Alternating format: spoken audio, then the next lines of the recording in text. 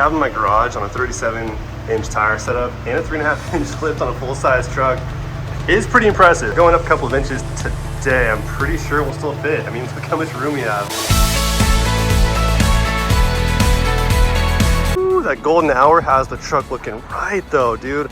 But I'm trying not to get too emotional right now because I'm about to lose my truck for the next 2 days while it gets the lift kit installed. I'm just kidding. I'm excited though, but pineapple does not belong in coconut water. That there tastes weird. But anyways, for those who are new to the channel, this here is my 2022 Tundra SR5 with the 4x4. Don't be fooled by the TRD grill. It's not a TRD, it's a basic SR5 package with a couple of modifications done to it, including the 3.5-inch spacer lift from Rough Country. Up in here we have a 3.5-inch spacer above the strut assembly, new upper control arms, and a 2-inch lift in the rear right above the coils. And that's how we have a nice lifted and leveled look. Really nice kit, by the way. It came with skid plates, diff drop brackets, rear shock bar bracket. But we are going to take it to the next level today. I'm trying to put the truck all the way up there in the sky with the sky blue wrap, dude. Camouflage, you lose it. It's gone. All you see are windows. And I'm sure you guys are probably wondering if it rubs. Does it rub? Well, it does rub, but it doesn't rub too bad. So the front tires here on the left side is like the main issue. So if you have the tire turned all the way to the left, that metal chunk sticking off the frame right there is where it rubs the worst. Did rub off the fender liner right here, pulled it back out of that screw, but that can be trimmed pretty easily, as well as the backside right here. Just trim it, super simple fix. But yeah, the metal piece back there, if I turn the wheel like the last quarter of a turn, it starts to rub on that pretty good. +1 offset on a 20x9, 37-inch, 12.5-inch wide, 20-inch on the wheel, on the tires. So that's the sizing going on. About to use my little fancy new step right here. Woo, check that out. We have 5 boxes from Rough Country. Everything we need is right here in these boxes to install the 6-inch lift kit. And boy, I'll tell you what, dude, these things are heavy, super heavy duty. So we have knuckles, we have spacers, we have all the brackets we need to maintain the factory alignment pretty much. We have a skid plate in that box right there, a cross member right there, I believe. According to Rough Country's description of this lift kit, that is going to be a high clearance cross member. Now, when it comes to lifting past like that 3 to 4 inch range, we're gonna need a new cross member to lower down the mounting points. We're gonna have a big bulky piece of metal sticking lower. After we lift it, we might not get much more clearance than this right here, which is kind of some people's arguments is why go lift past the point where you need a new cross member, because you don't get any ground clearance advantages. You go with a taller lift kit to where your truck's just higher off the ground, you can stuff bigger tires on here. So if we were to go I don't know if we can fit 40s, probably not. I have no clue, no experience with that. But 40s would be a little more possible on a 6-inch lift. And that's where you get most of your ground clearance anyways, is the taller tires. So every inch you go taller in diameter on the tire is another 1/2 inch of ground clearance. So that's something to keep in mind as well. But I think appearance wise, dude, a taller lift kit's just the way I want to do it, dude. I'm gonna measure the distance from the bottom of the skid plate here to the asphalt and see what the difference is in ride height after the new cross member goes on. Exactly 16 inches of clearance from the bottom of that skid plate to the asphalt. See what the difference is once the new cross member goes on, how much we either lose or gain.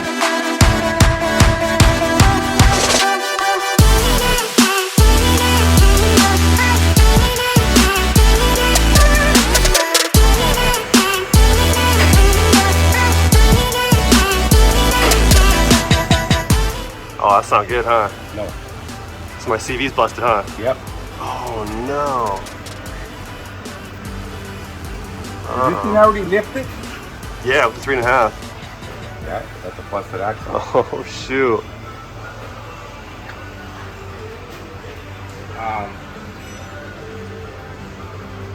How'd that happen, you think? Because the kit's it's not stressing it out too much. No. Alright, so I got a torn CV boot. Not a broken axle though, right? Nah, just the boot. Just you the might have boot hit tore, something so all the grease came out. and just tore the actual boot. But that's fixable. We'll take care of it when we put the new lift. Awesome. So yeah, they'll just repack it with grease. Yeah, and they'll reseal it, put a new boot, and you're good as new. So do they replace the entire boot or just kind of reseal it? No, the whole boot. From here to your whole new boot on, so they put the 2 new straps. Yeah, they don't No. reassemble it. No. It's ones that they all they do for they rebuild axles. So we can they'll take it apart, re-grease it, and put a new boot, re-strap it, and be like. Why do you think that happened? I didn't do anything crazy. I went to the dunes recently, but on a 3.5 inch, you might have hit something. Might have hit something, right? Because a 3.5 inch lift wouldn't do that. The angles aren't that jacked. No, it's not that jacked. So well, easy fix. And just like that, welcome to Selena's Wheel and Tire with the man behind it all right here, Hugo. What's good, dude? Hugo's the owner of this finest. Where's Jose at, by the way? Where's Jose at? Jose's hiding, dude. Where's Jose at? Get him over here. Jose is in charge of like operations around here, making sure the place doesn't burn to the ground. Jose, where you at? Anyways, Tundra's up in the sky right now. I was checking this out, dude. So check this out, by the way. I have a torn CV boot right here, throwing grease all over the place. Now, you guys don't think the 3.5 inch kit would do that, right? On the CV? Yeah, no, it shouldn't go. It shouldn't. So the angles aren't that bad. I must have. Fine. So I think you hit something. Yeah, I must have hit something for sure. Because the angles aren't that bad. So, oh well. Small little mishap, but not too big of a deal. So I'm gonna walk through this the lift kit we have on here right now, which is the 3.5. Rough Country. So on the back here, it does have the rear track bar relocation bracket right here, and then a rear shock relocation bracket right there. And that's pretty much it for the rear side from the coil spacer up top right there. And then up on the front side, if we can see it, probably can't, but way up on top up there, we have the strut spacer and a blown CV boot. Oh well. When you guys come through, make sure you call Jose. Ask for Jose. Jose is the one to make sure you leave with a smile. So that's right. Take care of everybody that comes in. He does. He does. Very good service, my man. I appreciate you. I do. Anyways, man, dude, I'm excited right now for that 6-inch lift. Probably take them about 2 days, they said, and that's it. These guys are quick. Never let me down on time, that's for sure.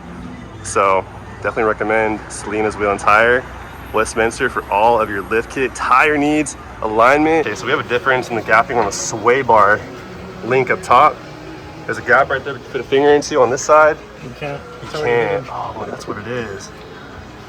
Okay, so the sway bar link is making contact with that boot. So upon further investigation, the bottom of the sway bar end link right here, you can see it's like straight, it's angled straight up right here.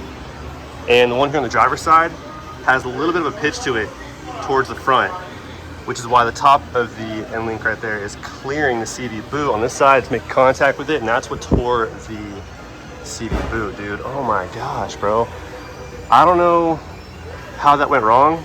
If I hit something and came down too hard on a dip or something like that when I was out there on the trail, but that's not normal, dude. So hopefully a simple fix, and we can still get this thing done by this Saturday when we go out to Pismo again. And hopefully we don't break it this time, but who knows? All right, we'll be fine. So when you came down right here, this is where you hit. Oh, there it is. That's where that's what point of impact. Pushed it back. So I probably hit a boulder or something like that, huh? Yeah, a boulder. I don't know. Because these are hollow, so it bends easy. Why are they so weak? The TRD one's probably better, huh? It's the SR5. Yeah, these are hollow. It's all good. Just take it off. We don't need it. Little sway never hurt nobody. I'm gonna leave it off. I'll leave it off. I don't know about that actually, but You know, something a little more reinforced probably is probably better. You know, if there's one available. Some of the Jeeps, they have when they go off roading. Sway bar disconnects, I know. Yeah. So what if I went to the dealership right now and picked up a TRD one?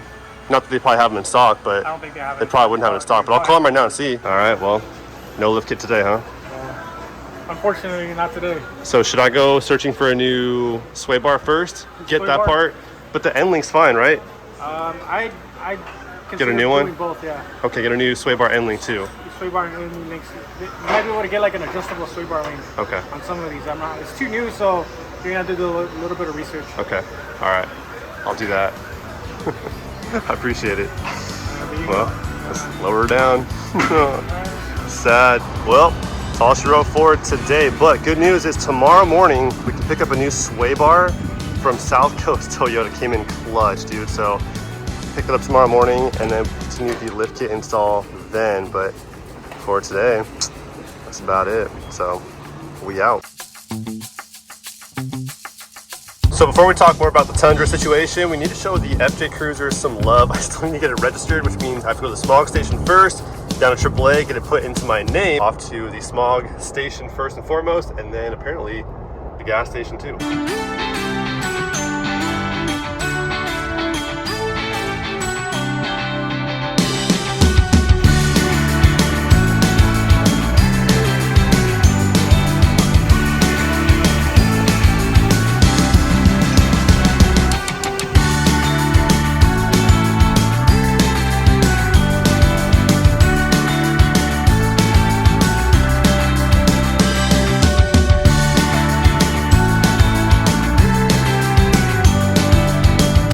Alright guys, so clearly today did not go according to plan whatsoever. I didn't plan to have my CV boot get busted wide open or to have my sway bar get dented in, but honestly too, I feel like the sway bar is just super weak because according to like the damage I saw on the surface of the sway bar, it didn't seem like enough damage to justify pushing the sway bar in to that extent, enough to especially make contact, push the end link into the CV boot to make contact with the CV boot. So not the worst news, not the best news either. The worst part of this whole thing is the fact that now we can't go to Pismo this coming Saturday, which I was looking forward to for the last like 2 weeks. That's the biggest bummer of this whole thing. Good news is I called up South Coast Toyota and they were able to locate me a new sway bar somewhere in Los Angeles, which they're gonna have sent down to them tomorrow morning sometime before noon. Then we can continue on with the Rough Country's 6-inch lift kit. So minor speed bump, not too big of a deal. In the meantime, we're probably gonna lose the Tundra for a couple of days and we can work on the FJ Cruiser. We have a lot of parts showing up for it early next week. So a lot of stuff will be happening to the FJ next week. But in the meantime, we'll keep you guys posted on the status of the Tundra.